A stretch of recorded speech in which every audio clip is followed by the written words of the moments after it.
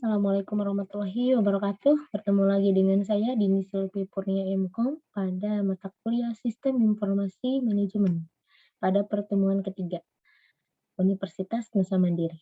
Oke, untuk pertemuan pertama kemarin sudah ngebahas tentang konsep dasar sistem informasi manajemen. Yang pertemuan kedua kita sudah membahas tentang sistem informasi dan CBIS. Nah, sekarang kita akan membahas tentang manajemen dan organisasi. Jadi, bagaimana level-level manajemen pada sebuah organisasi atau perusahaan. Oke, kita langsung saja bahas tentang bagaimana manajemen dan organisasi.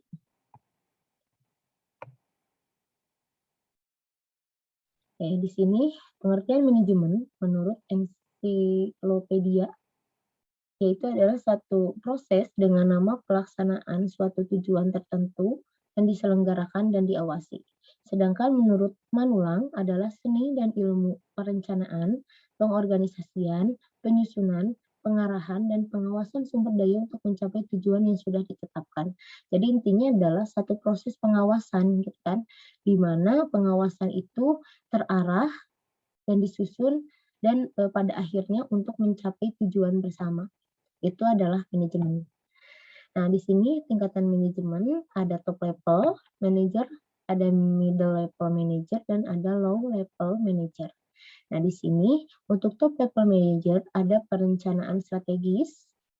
Di sini siapa aja nih stakeholder-nya? Ada direktur, ada wakil direktur. Untuk middle level manager itu adalah di sini level pada perencanaan manajemen. Nah, kalau tadi strategis untuk top, kalau middle itu perencanaan manajemen. Nah, di sini untuk stakeholder-nya ada kepala divisi, kepala bagian. Dan untuk perencanaan operasional atau low level manager, misalnya di sini ada supervisor, mandor, atau leader. Nah, tingkatan manajerial di sini pertama top level itu ada executive level. Top middle ada managerial level dan top low level itu ada operasional level kayak gini. Nah, fungsi manajemen di sini pertama adalah planning ya, untuk memplanning, organizing, stepping, directing, dan controlling. Nah, ini adalah fungsi-fungsi dari manajemen. Nah, manajemen dan sifat informasinya. Di sini kita lihat sifat informasi dari manajemen berdasarkan dari sumber informasi. Pertama, untuk top. Di sini sumber informasinya yaitu membutuhkan informasi dari internal dan eksternal. Bisa dari pemerintah, masyarakat, pesaing, dan supplier. Kalau middle membutuhkan informasi bersifat tengah-tengah antara top dan low. Sedangkan untuk low itu membutuhkan informasi internal dan sedikit dari eksternal atau misalnya dari supplier. Nah, ini untuk sumber informasi. Jadi intinya di sini untuk sumber informasi pun ada levelnya. Untuk top, misalnya di sini informasinya dari internal dan eksternal. Jadi dua-duanya dia harus tahu. Middle itu bersifat tengah-tengah antara top dan low. Sedangkan low itu membutuhkan informasi internal dan sedikit saja dari eksternal, misalnya kaitannya dengan supplier. Nah, untuk lingkup informasi, untuk top itu memerlukan informasi organisasi secara global, informasi dari seluruh komponen organisasi. Sedangkan middle membutuhkan informasi semi global dan semi parsial, mengkoordinir antar departemen. Sedangkan low itu memerlukan informasi bersifat lokal saja, sesuai dengan bidangnya atau departemennya masing-masing. Intinya gini ya, jadi kalau untuk level pimpinan ya dia harus tahu semua informasi tentang apapun yang ada di perusahaan gitu kan.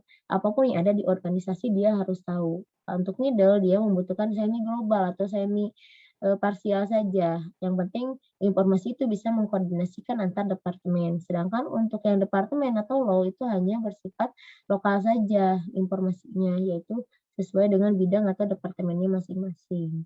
Nah, untuk kurun waktu informasi, untuk top memerlukan informasi untuk jangka panjang, rentan waktu panjang, tergantung jenis perusahaan. Untuk middle membutuhkan informasi jangka menengah, dan low itu membutuhkan informasi jangka pendek.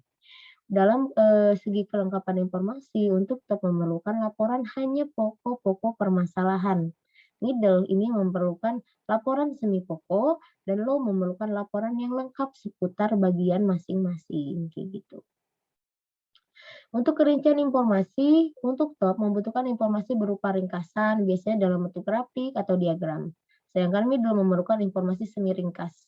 Kalau low memerlukan informasi yang rinci dan detail, karena nanti kan si low ini membuat laporan terhadap middle. Nah, middle ini pasti akan membuat laporan kepada top itu berdasarkan data. Jadi biasanya memang level pimpinan itu inginnya laporan berdasarkan bentuk grafik atau diagram yang real, datanya seperti apa, persentase keuntungannya bagaimana, dan seterusnya.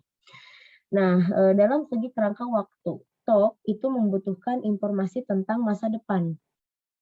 Sedangkan middle memerlukan informasi masa lalu atau histori karena untuk pengembangan, ya kan. Sedangkan low memerlukan informasi masa lalu juga atau historis karena membutuhkan pengembangan dari sistem yang lama atau mengevaluasi dari sistem yang lama ke sistem yang baru. Intinya begitu.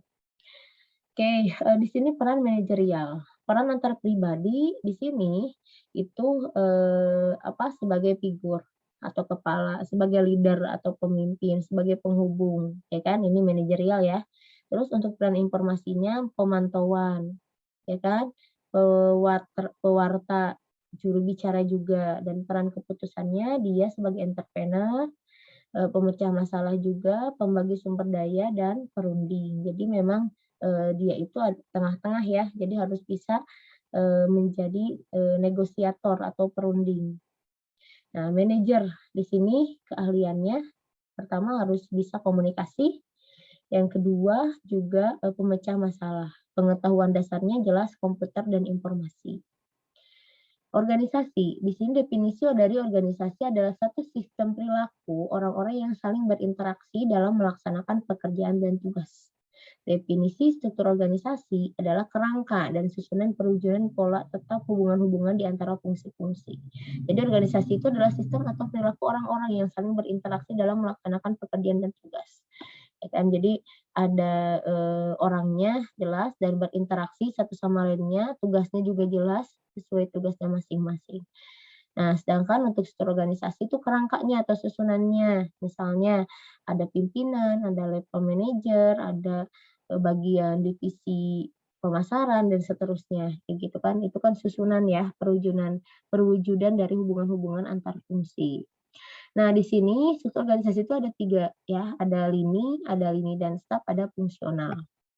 Oke, kita bahas satu-satu. Untuk struktur organisasi lini, ini hubungan antar pimpinan dan bawahan masih bersifat langsung melalui satu garis wewenang. Nah, di sini misalnya presiden, di sini ada production, ada plan manager, langsung kan ada Foreman A, Foreman B, Foreman C, misalnya ada pekerja dan seterusnya. Jumlah karyawannya sedikit, pucuk pimpinan biasanya pemilik perusahaan langsung dan organisasinya kecil. Ya kan, ini lini-lininya organisasi kecil misalnya ya kan, yang langsung pimpinan itu langsung tertuju ke bawahan dan memang di sini karyawannya sedikit. Nah, di sini keuntungannya kesatuan pimpinan berada dalam satu tangan, pengambilan keputusan cepat karena langsung tadi, garis pimpinan tegas, pengendalian secara ketat dan dapat dilaksanakan. Sedangkan kelemahannya tidak dapat membedakan antara tujuan pribadi dengan tujuan perusahaan. Kecenderungan pimpinan diktator, jelas ya, karena memang langsung, jadi bersifat langsung perintah. Organisasi terlalu bergantung pada satu orang, jadi ketika tadi satu orang itu ada something atau misalnya tidak menjalankannya, sudah lumpuh organisasi itu, gitu, karena memang itu kelemahan dari organisasi lini. Kesempatan karyawan berkembang terbatas, karena memang bagiannya hanya itu-itu saja. Struktur organisasi yang kedua ada lini dan staf. Nah, di sini organisasi besar dan kompleks, jumlah karyawannya besar, hubungan antara atasan dan bawahan tidak bersifat langsung. Jadi ada bagian-bagian tersendiri. Misal di sini ada board of director, di sini ada bagian lagi di bawahnya, ya kan? Ada research and development staff, ada general manager, ada public relation, ada lagi bagian lagi di bawah manager, ya kan? Ada personal, ada production, ada finance, ada lagi bagiannya, dan seterusnya sampai dengan pekerja, ini bawahnya, gitu kan. Nah, ini organisasinya besar, kompleks ya, karyawannya besar, bagiannya banyak, dan hubungan antar atasan dan bawahan tidak bersifat langsung. Jadi pasti worker ini dia hubungannya sama foreman dulu. Nah, ini berhubungan dulu sama production, nggak bisa langsung dari sini ke atas, misalnya kayak gitu. Keuntungan dari lini dan staf ini, pimpinan tetap berada pada satu tangan, adanya pembagian tugas yang jelas, karena bagiannya sudah jelas ya, tadi bakat dapat dikembangkan. Jadi bisa aja, misalnya dia naik jabatan nih, dari foreman ke mana gitu kan, ke jadi manajer, supervisor, dan seterusnya. Kelemahannya tidak ada perbedaan antara perintah dan bantuan, solidaritas karyawan kurang karena tidak saling mengenal ya, mereka terlalu fokus dengan bagiannya masing-masing. Persaingannya kurang sehat, sering terjadi persaingan yang kurang sehat. Jadi banyak yang, intinya tidak sehat lah ya, ininya, persaingannya gitu kan, seperti itu. Struktur organisasi fungsional. Nah ini kalau fungsional, ini pembagian tugas dapat dibedakan dengan jelas, spesialisasi karyawan dapat dikembangkan secara optimal, bawahan akan menerima perintah dari beberapa atasan. Nah, ini sistemnya kayak gini nih, dibagannya. Ya, jadi, Permen, 1, Permen 2, Permen 3 itu dia dapat menerima perintah dari beberapa atasan, gitu ya. Nah, ini untuk organisasi fungsional. Keuntungannya, karyawan dapat terampil di bidang masing-masing, efisiensi dan produktivitas dapat ditingkatkan, solidaritas dan moral, serta disiplin karyawan sangat tinggi. Kelemahannya, pekerjaan kadang-kadang sangat membosankan, dan karyawan hanya mementingkan bidangnya saja. Nah, selanjutnya pada visi dan misi perusahaan. Di sini visi merupakan suatu yang didambakan untuk dimiliki di masa depan, menggambarkan aspirasi masa depan dengan tanpa menspesifikasi cara-cara untuk mencapainya. Jadi visi itu impian, saya di masa depan ingin apa, perusahaan saya di masa depan ingin apa, misinya apa yang harus dikerjakan untuk mewujudkan visi-visi yang telah dirumuskan tadi. Jadi misi itu adalah impian kita, misi itu adalah langkah-langkah apa aja yang harus dilakukan untuk menggambarkan atau mewujudkan dari si visi tadi. Nah, contoh visi misi perusahaan. Visi menjadi perusahaan telekomunikasi yang unggul dalam memberikan pelayanan. Misinya, pertama, memberikan layanan prima.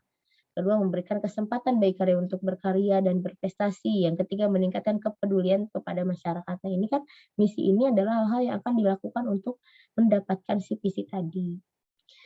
Nah, di sini untuk, contoh organisasi lini ya, di sini misalnya ada analis sistem penyewaan lapangan futsal pada lapangan futsal ABC Jakarta.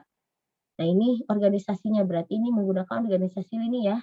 Ada owner, di bawahnya ada kasir, ada cleaning service. Berarti si owner langsung, ke kasir, perintahnya si owner juga langsung ke cleaning service, kayak gitu. Nah, contoh di sini untuk visi misinya. Visinya menjadikan ABC Futsal sebagai lapangan futsal pertama dengan fasilitas modern lengkap dan menjamin keselamatan serta menjadi lapangan futsal utama. Misinya ini adalah hal yang akan dilakukan untuk mewujudkan visi ya, menambahkan karpet ini pada lapangan agar mengurangi dampak cedera, meminjamkan bola secara gratis bagi penyewa lapangan, mengadakan perlombaan kompetisi futsal dan menyediakan lahan parkir yang luas, kayak gitu. Nah, di sini untuk, lini dan staf contohnya, misalnya di sini, untuk struktur organisasinya ada pimpinan, manajer penjualan, ada bagian gudang dan bagian, admin penjualan. Jadi gudang dan admin penjualan itu pasti tidak bisa langsung ke pimpinan, dia akan melewati manajer penjualan dulu, gitu kan, kayak gitu. Isinya, memberikan kesejahteraan kepada karyawan dan menjadi distributor furnitur terbesar di wilayah Jakarta. Misinya, menyediakan jasa pengiriman yang cepat, melakukan promosi secara berkala untuk pemasaran produk, terus berinovasi terhadap model-model yang baru. Nah, ini contoh untuk yang lini dan staf tadi yang, lini ya kan, yang langsung, contohnya futsal ABC, untuk lini dan staf ini contohnya di furnitur ABC. Jadi di sini ada struktur, organisasinya dan ada visi misinya. Selanjutnya di sini untuk yang fungsional, misalnya akademi ABC. Di sini terdiri dari rektor, di bawahnya ada kaprodi, ada kaprodi SI, kaprodi TI, di bawahnya lagi ada dosen A, dosen B, di mana dosen A ini dia bisa menerima perintah dari kaprodi SI dan kaprodi TI. Berikut juga dengan dosen B, dia bisa mendapat perintah dari kaprodi SI dan kaprodi TI. Visinya yaitu menjadi akademi unggulan di bidang teknologi informasi. Misinya menghasilkan teknologi terampil di bidang teknologi informasi yang berkualitas, menguasai dasar berpikir ilmiah di bidang teknologi informasi yang profesional. Jadi, tadi kita sudah ngebahas tentang contoh-contoh, organisasi ya, baik yang organisasi lini dan staf, dan organisasi fungsional berikut dengan struktur organisasi dan visi misinya. Oke, untuk pertemuan kali ini dicukupkan sekian, dan mudah-mudahan bisa bermanfaat buat teman-teman semua. Terima kasih. Assalamualaikum warahmatullahi wabarakatuh.